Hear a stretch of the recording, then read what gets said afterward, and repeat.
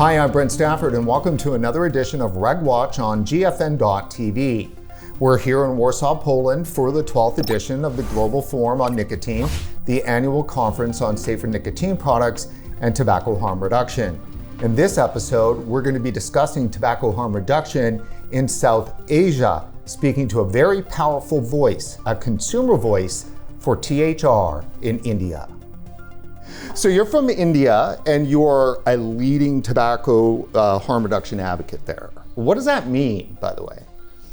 Well, I guess in a manner of speaking, I say, when you say leading, it's perhaps because I've got a lot of gray hair and I'm getting close to 60. And I guess that means I can't talk about things because when the vast majority of vapers in India are in their 20s and hardly anyone in their families know that they were smokers and are now vapers and so on, they're very scared to come out and talk about it. I have no such inhibitions. And so I'm quite vocal about what I talk and what I do and what I believe in.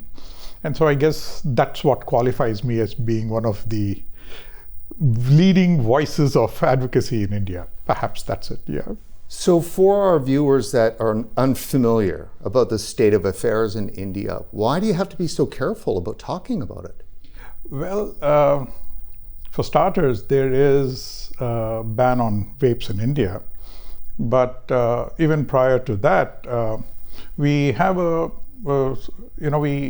India, we are all close-knit communities, close-knit families, and so on. And so very often, children don't tell their parents don't know that children smoke, and so on and so forth.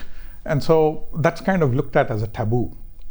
And so very little is spoken about it. And so when you have, 25, 26-year-olds who have migrated to vaping, they still don't want to talk about it, having switched from, say, a cigarette to something which is definitely safer.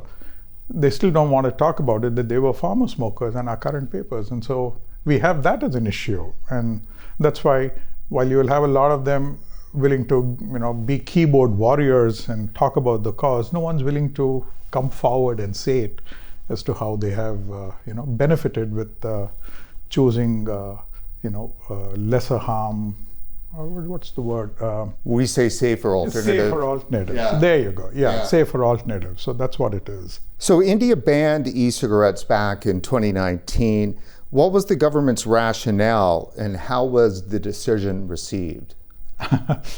Yeah, that was such a knee-jerk reaction by the government at that end. They spoke about protecting the teens. You see, that's a very emotive subject anywhere in the world, right? When you talk about the youth and so on. And so that was predominantly driven as the reason and the rationale for vapes being banned.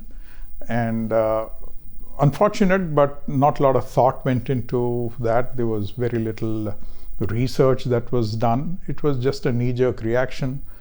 A lot of us do believe that that's because big tobacco in India, which is pretty much 30% plus owned by the government of India, they were losing out in the game, and there were a lot of people who were migrating to safer alternatives.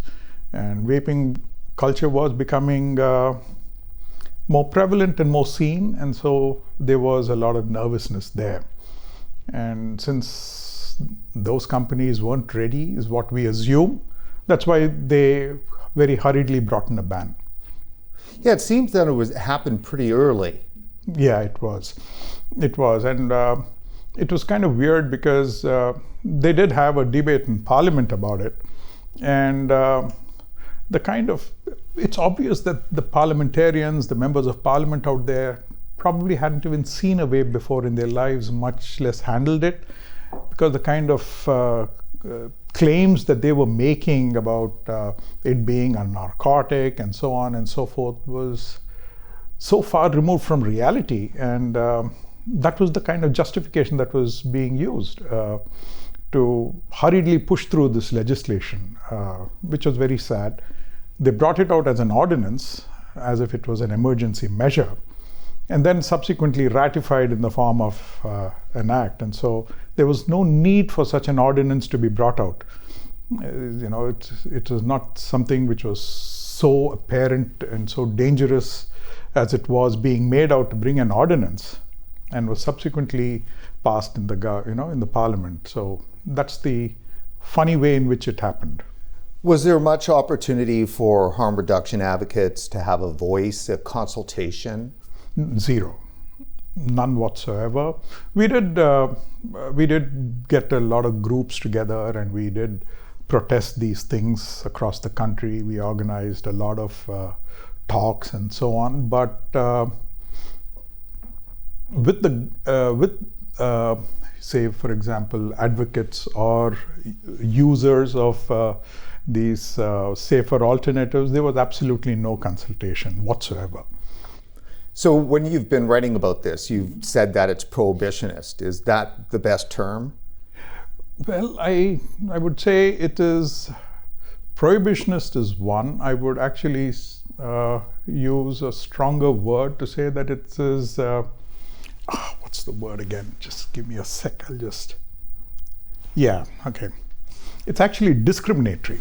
It's not just prohibitionist. And the reason why I would say it's discriminatory is because you're not allowing me to have access to safer technologies. You're not allowing people who want to switch to safer alternatives any access to safer technologies or safer methods for me to give me the nicotine which I want in a safer fashion. And so that's the problem.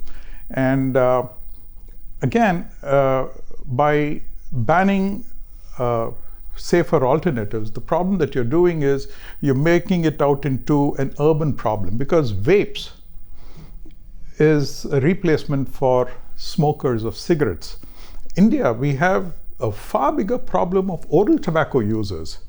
And of 375 million tobacco users in India, nearly 200 million of them are oral tobacco users. And so that's a serious issue, and that's the serious problem. By shutting off access to any form of safer alternatives, there you go, what you're doing is you're shutting off access of improving quality of life for so many people. And the problem is there in the rural areas. Vaping is an urban problem. It's not a rural problem. It never was. And from what I understand, in India, the oral tobacco that's used in the rural areas is particularly nasty. Yeah, it is. And it's prevalent. You see, if you look at India, we have far more incidence of oral cancer than lung cancer from related issues. And so you have a lot of toxins that get added into it, and it's a particularly aggressive mechanism. And the other thing is, in the rural India, we also have BDs. As smokers, we also have these tiny little BDs that are rolled tobacco leaf with a lot of stuff inside, and they are so cheap. If you look at the cost of a BD, it's a pack of 25 BDs costs less than 20 cents. That's how cheap it is. And when you actually look at it, bulk of rural India smoke BDs, or they use oral tobacco, not cigarettes. And so cigarettes is actually an urban issue, which very often gets ignored. And so when the government decided to ban any kind of activity, and it's not just banning the sales and marketing and distribution of e-cigarettes and vapes and heat-not-burns as well, they also banned research. You're not allowed to do research on the subject. On one side, they say there is not enough evidence, India-specific evidence, and on the other side, they say you're not allowed to do any research on the subject. So where are you going to get evidence if you want India-specific research in India and you ban the research? How is it going to happen? So if you're a university researcher, you cannot. No, you cannot. And that's bizarre.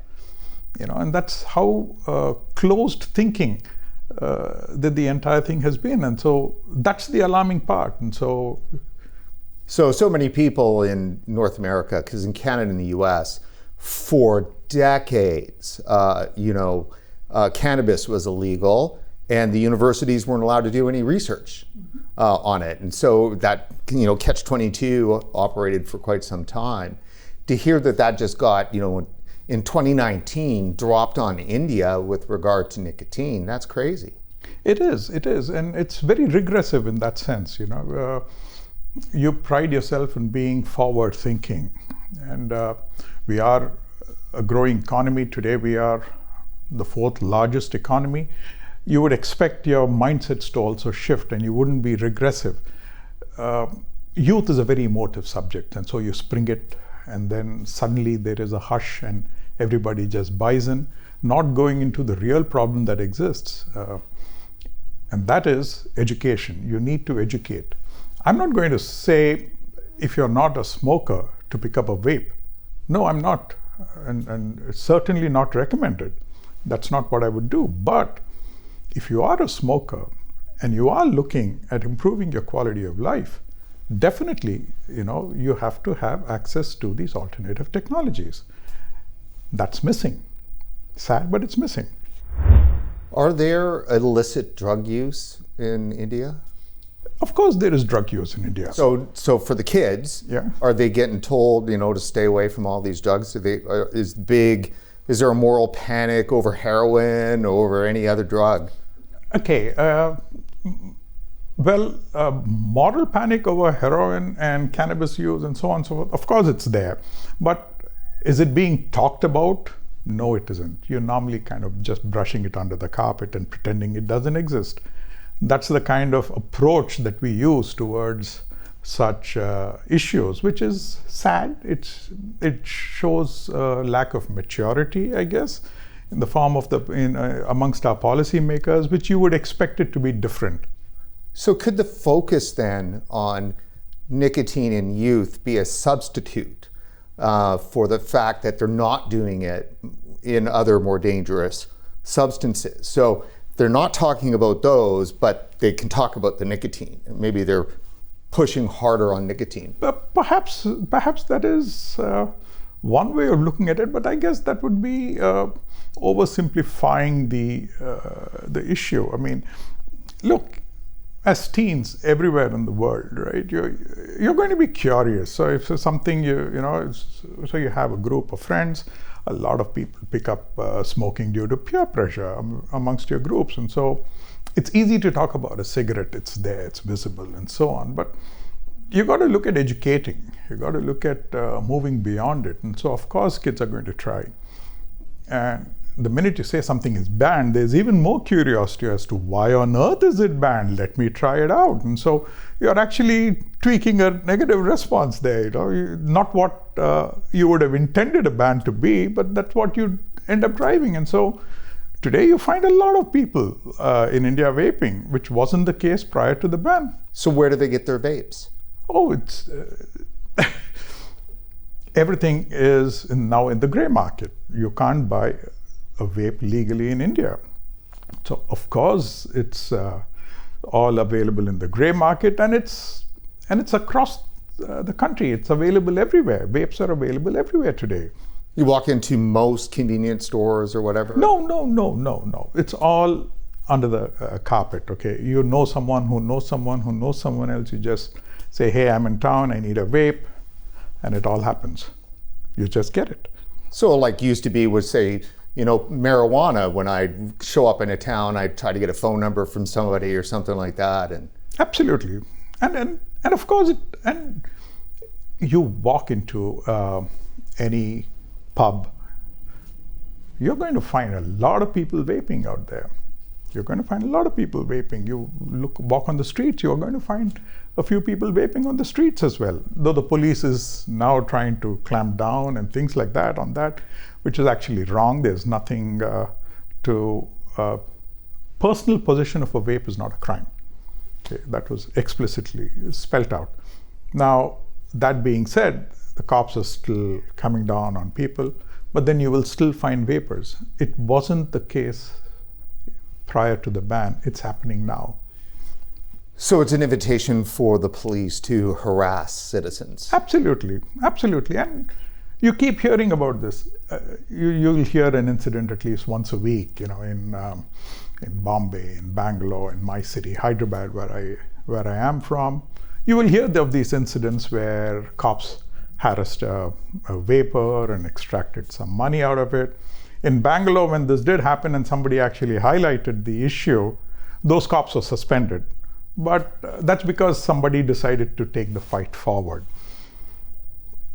It's at the end of the day, it's he said, she said, and so if a cop decides to put up some other charges on you, what are you going to do about it? So very often you just pay some money and walk away from it, and so it's become kind of an extortionist scenario out there,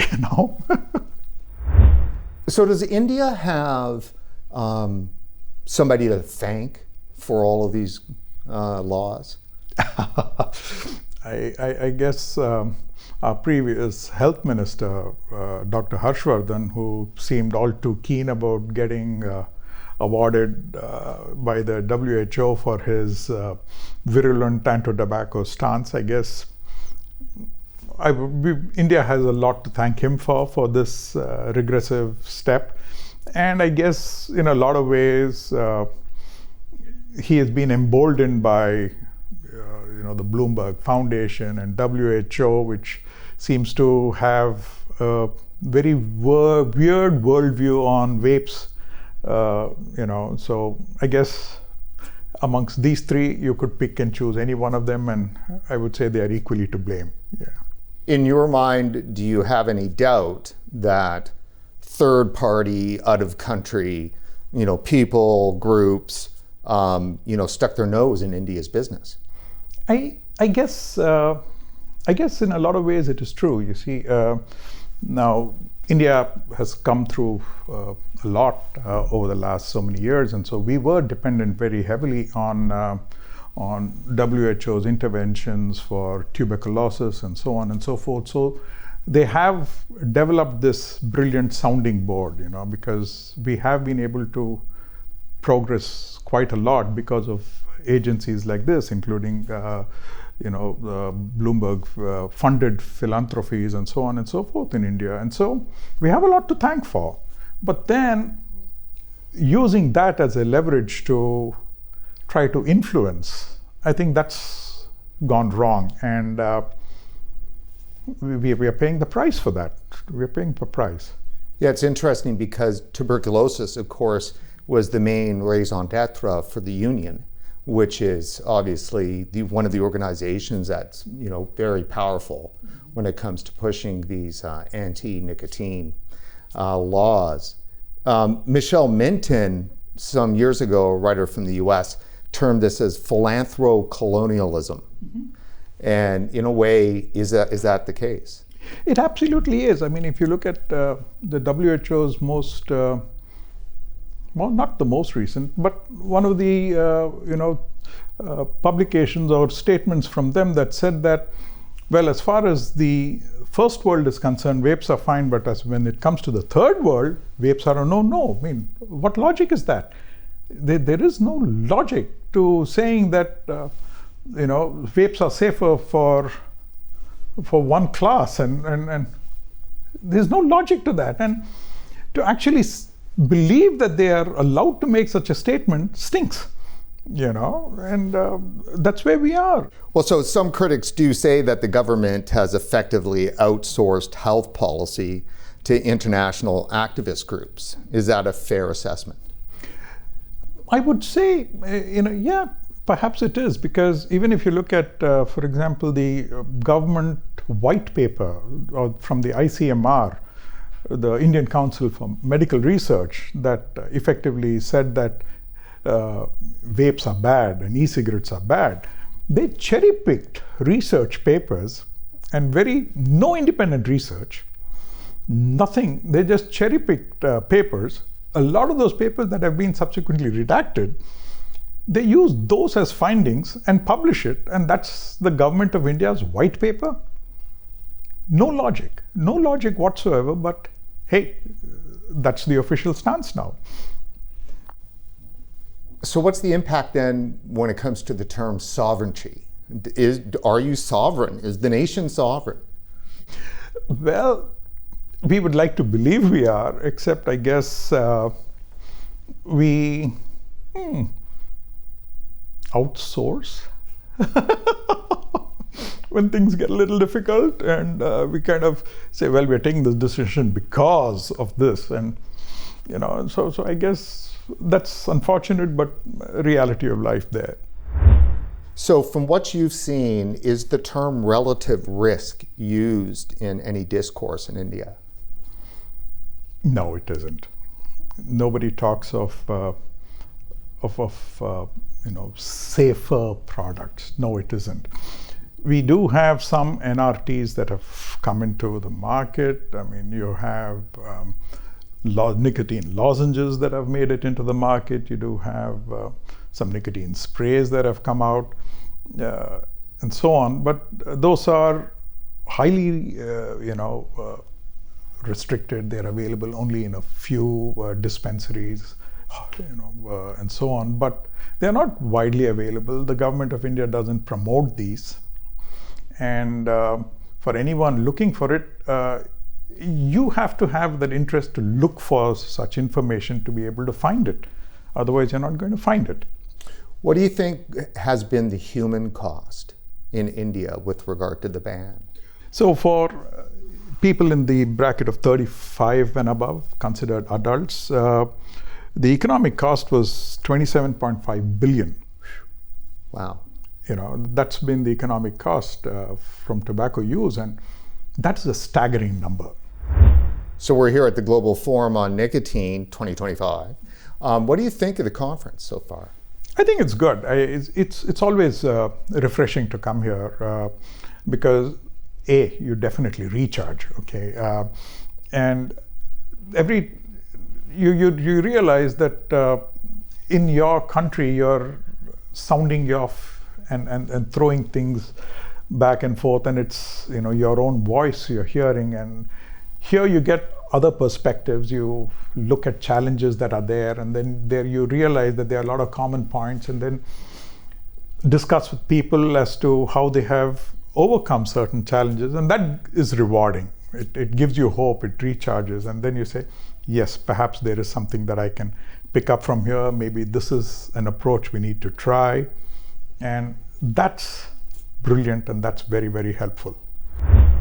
So what would you say to policymakers in India if they said, Juggy, come on in and sit down and let's have a chat?